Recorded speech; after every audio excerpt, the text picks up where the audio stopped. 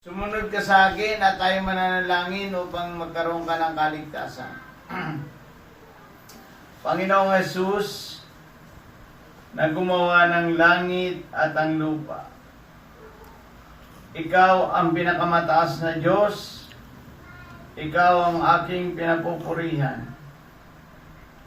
Panginoon, ako po si Christian na isang makasalanan. Ako po ay nagsisisi at handang tumalikod sa aking mga kasalanan.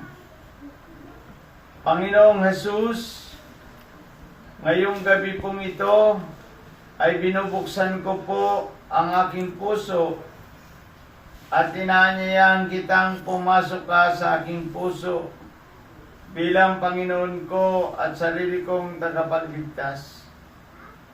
Ikaw na po ang maghari sa aking buhay mula ngayon at magpakailanman, sa pangalan ni Jesus. Amen. Christian, kung sumunod ka sa akin, ikaw ngayon ay anak na ng Diyos.